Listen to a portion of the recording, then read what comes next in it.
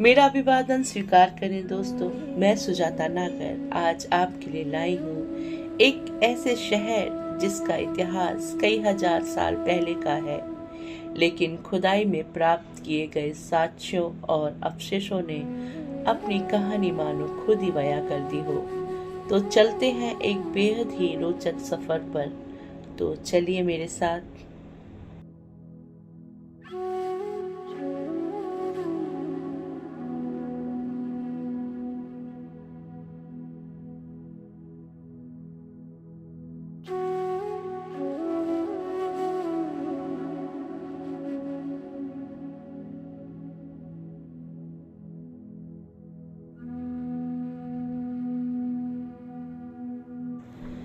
श्रावस्ती भारतीय राज्य उत्तर प्रदेश के श्रावस्ती जिले का एक शहर है। यह प्राचीन भारतीय राज्य कौशल की राजधानी थी और वह स्थान था जहां बुद्ध ने अपनी ज्ञान प्राप्ति के बाद सबसे अधिक समय बिताया था।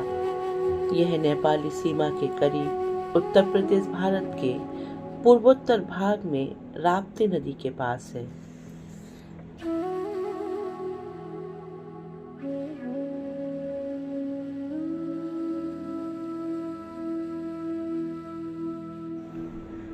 श्रावस्ती बौद्ध धर्म में सबसे अधिक पूजनीय स्थलों में से एक है।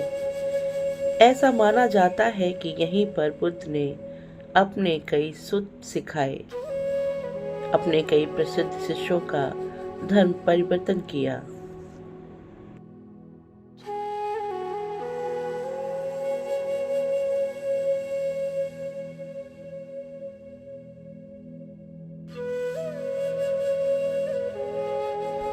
श्रावस्ती जैन धर्म के लिए भी महत्वपूर्ण है। श्रावस्ती स्थल की पुरातात्विक खुदाई में बौद्ध धर्म और जैन धर्म से संबंधित कई कलाकृतियां और स्मारक मिले हैं।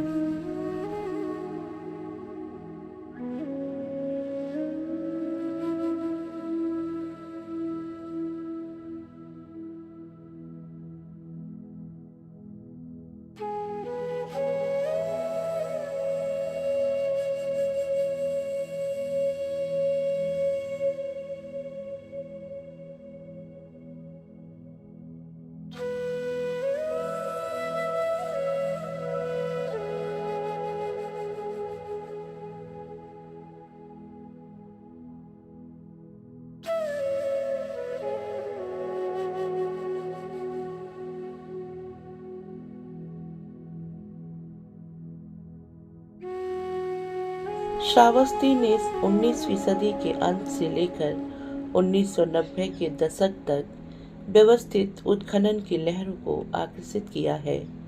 यह अब एक छोटा सा शहर है जो दुनिया भर के बौद्धों द्वारा विरासत, पर्यटन और धार्मिक तीर्थ यात्रा का केंद्र है।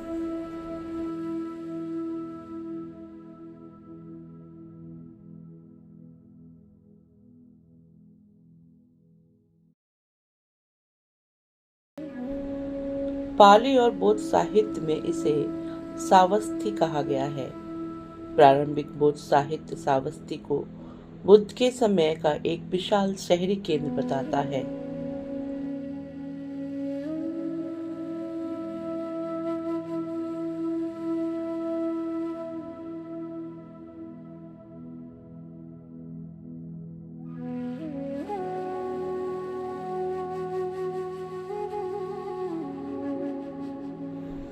प्राचीन श्रावस्ती का वर्णन सभी प्रमुख भारतीय धर्मों के साहित्य में मिलता है। इनमें से बौद्ध स्रोत सबसे व्यापक है।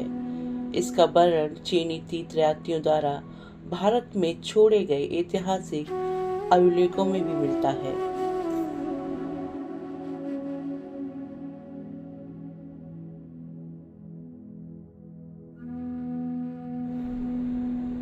राज डेविडस जैसे विद्वानों का कहना है कि इसका अर्थ दो बातें हो सकती हैं। या तो बुद्ध अपने ज्ञानोदय के बाद मुख्य रूप से श्रावस्ती में रहते थे, या यह कि प्रारंभिक बौद्ध धर्म में मौखिक परंपरा श्रावस्ती में व्यवस्थित थी। बौद्ध धर्म के इतिहासकार मलाला शेखर पूर्व को अधिक संभावित मानते हैं। किसी भी तरह से श्रावस्ती वह प्रमुख स्थल है जहाँ बुद्ध की लगभग सभी स्मरणीय शिक्षाएं या तो सुनी गई या संकलित की गई और सदियों बाद पाली कैनन के रूप में कहीं और दर्ज की गई।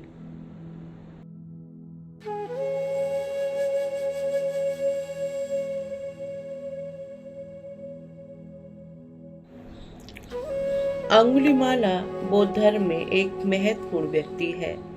विशेष रूप से थेरवाद परंपरा में एक क्रूर डाकू के रूप में चित्रित किया गया है जो बौद्ध धर्म में धर्मांतरण के बाद पूरी तरह से बदल जाता है। उसे बुद्ध की शिक्षाओं की मुक्तिदायी शक्ति और एक शिक्षक के रूप में बुद्ध के कौशल के उत्कृष्ट उदाहरण के रूप में देखा जाता है।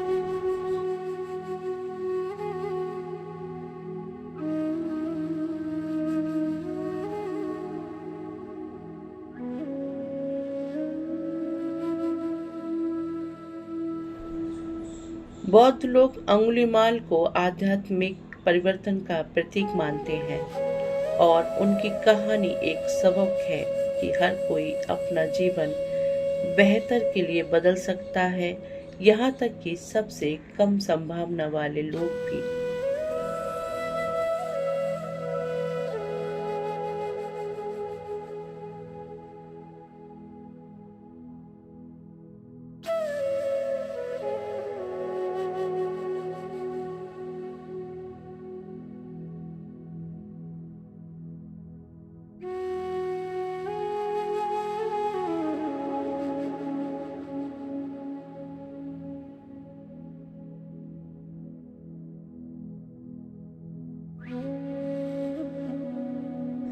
सामने जो ये आप मठ देख रहे हैं, इस मठ को अंगुलीमाला के द्वारा ही बनवाया गया था। भगवान गौतम बुद्ध से इसी स्थान पर अंगुलीमाला की भेंट हुई थी।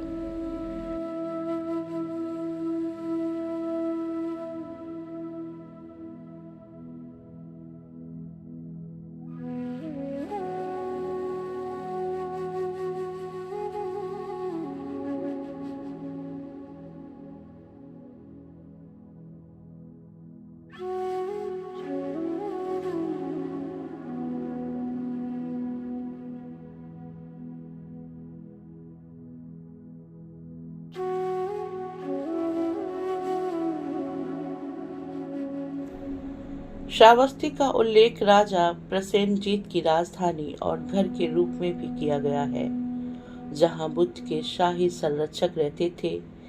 यह अनाथ पिंडता का घर भी था, जो बुद्ध के लिए सबसे अमीर शुरुआती दानकर्ता थे। अनाथ पिंडदा बौद्ध साहित्य में जैतवन, उपवन और निवास स्थान देने वाले के रूप में प्रसिद्ध है।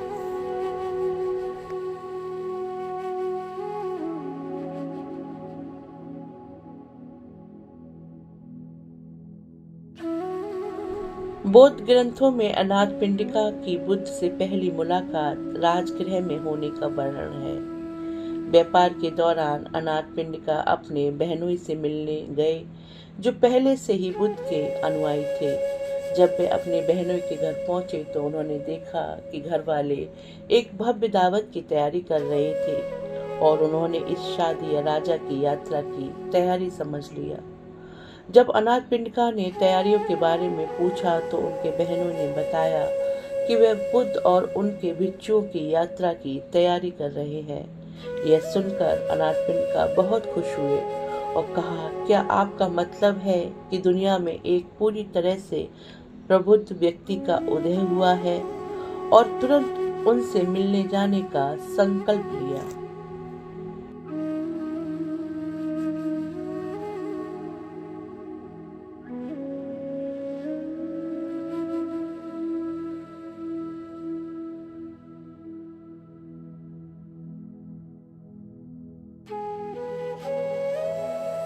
अगले दिन अनाथ पिंडिका बुद्ध से मिलने के लिए सुबह जल्दी उठे, लेकिन उन्हें एहसास हुआ कि अभी भी अंधेरा था।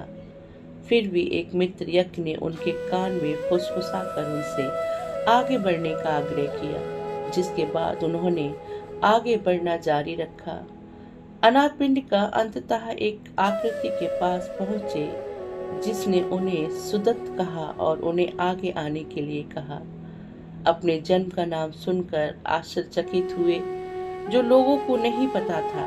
उन्होंने निष्कर्ष निकाला कि यह केवल बुद्ध ही हो सकते हैं और आगे बढ़ गए।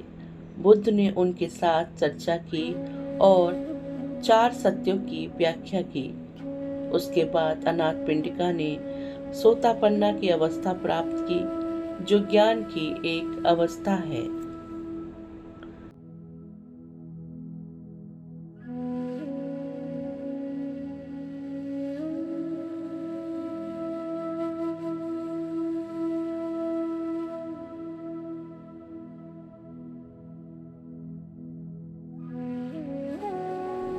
कुछ समय बाद अनाथपिंडिका मठ बनाने के लिए जगह की तलाश में श्रावस्ती वापस चले गए।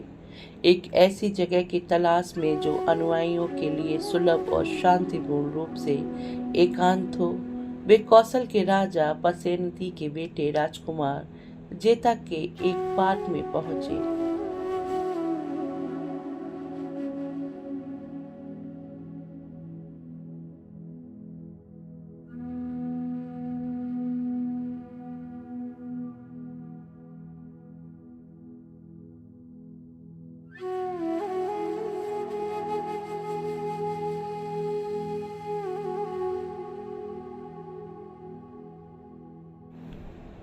जर्मन पाली विद्वान हेलमत हैकलर के अनुसार व्यापारी ने अपनी कुल संपत्ति का लगभग 3/5वां हिस्सा जमीन खरीदने और मंदिर बनाने में खर्च किया, जिसे जैतवन शाब्दिक रूप से जैता की लकड़ी या जैता का ग्रोव के रूप में माना जाता है। मंदिर को अक्सर बौद्ध ग्रंथों में जैता की लकड़ी में अनाथपिंडिका का मठ के रूप में संदर्भित किया जाता है, ताकि दोनों लाभार्थियों को मान्यता दी जा सके।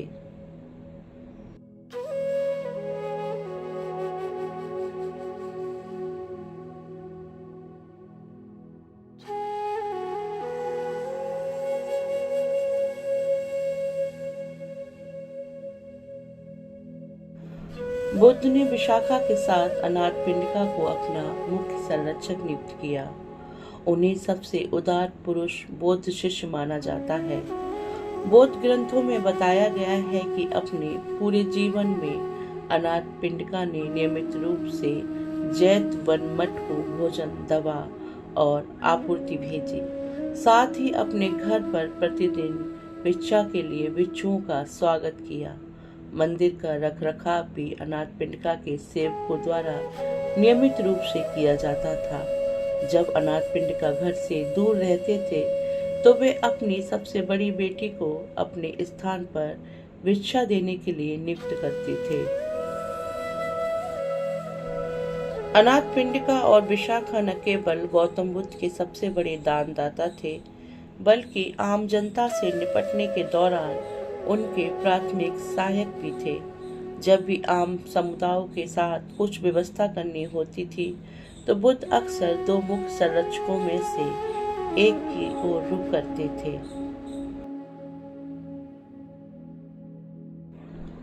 जैतवन मठ मुख्य तीर्थ स्थल है, जहां मुख्य रूप से गंधकुटी या बुद्ध की कुटिया और आनंद बोधि वृक्ष पर ध्यान और जप किया जाता है। श्रावस्ती में निम्नलिखित देशों के बौद्ध मठों का निर्माण किया गया है, जैसे थाईलैंड, दक्षिण कोरिया, श्रीलंका, म्यांमार, तिब्बत और चीन।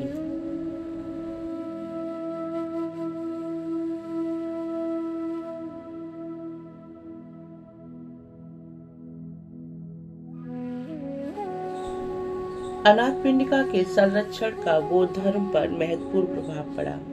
अनाथपिंडिका का गृहनगर श्रावस्ती उस समय बौद्ध धर्म का केंद्र माना जाता था, जो बुद्ध के महत्वपूर्ण उपदेशों का स्थान था। इसके अलावा बुद्ध ने जैतवन मठ में 19 बरसातें बिताई, जो उनके जीवन काल में किसी भी अन्य मंदिर से अधिक थी।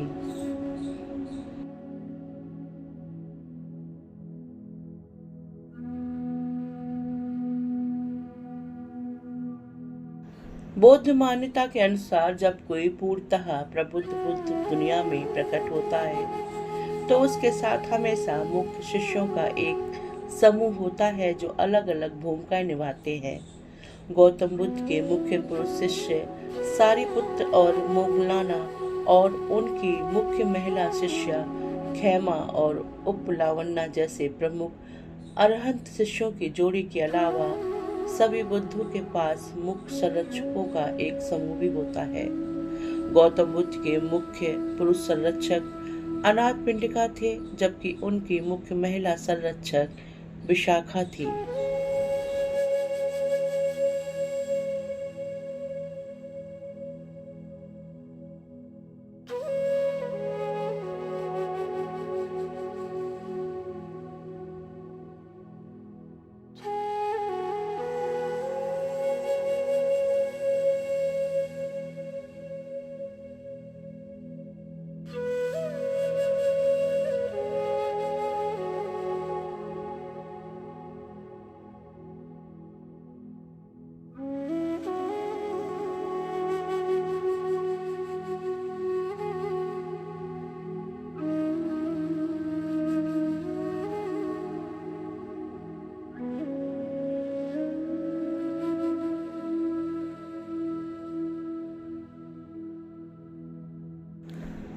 जापानी पुरातत्वविदों के नेतृत्व में 1986 और 1996 के बीच किए गए उत्खनन से पता चलता है कि पहली शताब्दी तक इस स्थल का निर्माण और विस्तार जारी रहा। इसके बाद कई चारकोल अवशेषों और जली हुई मिट्टी की खोज से पता चलता है कि श्रावस्ती स्थल को 19वीं सदी के अंत में ब्रिटिश और भारतीय पुरातत्वविदों की एक टीम ने फिर से खोजा था।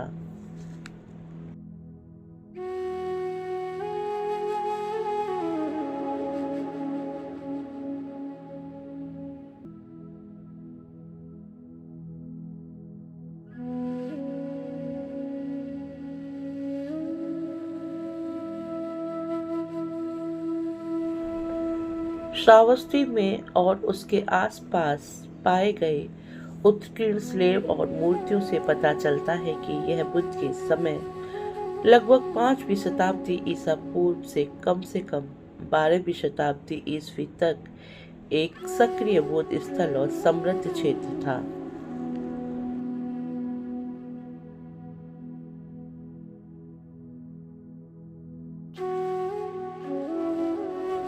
श्रावस्ती वह स्थान है जहां बुद्ध ने अपने अधिकांश प्रवचन दिए, जिन्हें बाद में उनके अनुयायियों ने याद किया और सदियों बाद सुत्त के रूप में लिखा।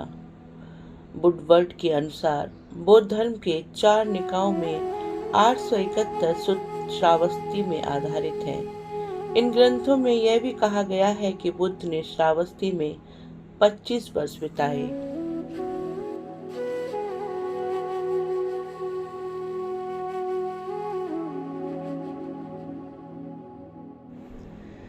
पहले यह केवल एक धार्मिक स्थान था, किंतु कालांतर में इस नगर का समुत्कर्ष हुआ। जैन साहित्य में इसके लिए चंद्रपुरी तथा चंद्रकापुरी नाम भी मिलते हैं।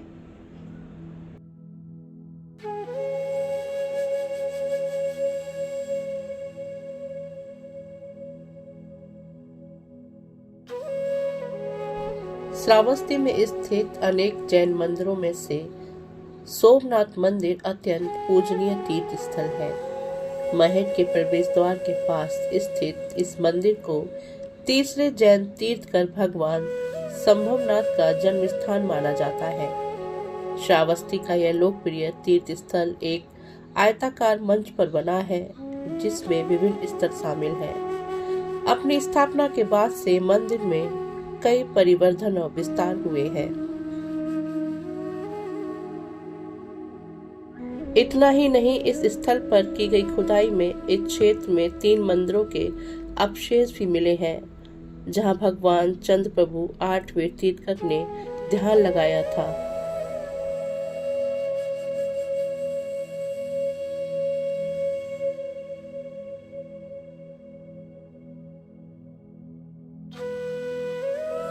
आचार्य संवतभद्र द्वारा रचित स्वयंभू स्त्रोत 24 तीर्थकरों की आराधना है।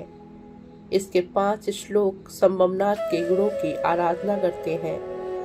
वे कहते हैं कि हे प्रभु संबमनाथ, सांसारिक जीवन क्षणभंगुर है, रक्षक विहीन अभिमान और मोह के दोषों से कलंकित, जन्म, बुढ़ापा और मृत्यु से त्रस्त प्रतीत होता है।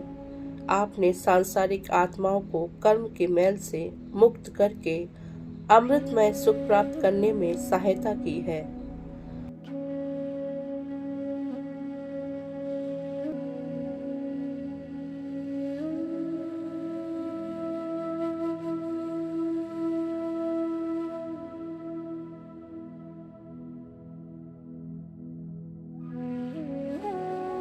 इस जैन मंदिर का मुख्य आकर्षण गुम्बद के आकार की छत है, जो लखूटी ईंटों से बनी है।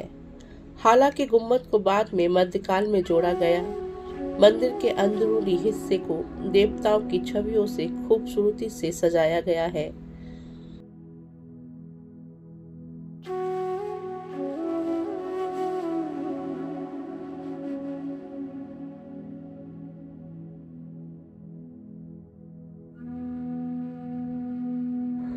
मंदिर के उत्तर पश्चिम और दक्षिण पश्चिम कोनों पर 2 आयताकार कमरों के अवशेष हैं। श्रावस्ती के इस धार्मिक स्थल में जैन तीर्थंकरों की बैठी और खड़ी मुद्राओं में मूर्तियां भी हैं, जो खुदाई प्रक्रिया में बरामद हुई थीं।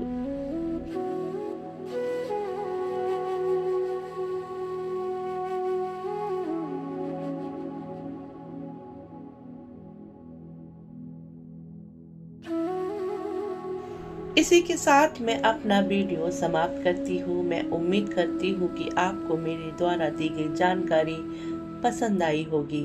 अगर आपको मेरा वीडियो अच्छा लगा हो तो मेरे इस छोटे से प्रयास को शेयर जरूर करें और लाइक करें। जिन दोस्तों ने मेरा चैनल सब्सक्राइब नहीं किया है तो प्लीज़ मेरा चैनल सब्सक्राइब जरूर करें और बेल आइकन का बटन जरूर दबाएं। मेरा वीडियो देखने के लिए आपका अनेकों अनेकों धन्यवाद। फिर मिलते हैं एक नई वीडियो के साथ। नमस्कार।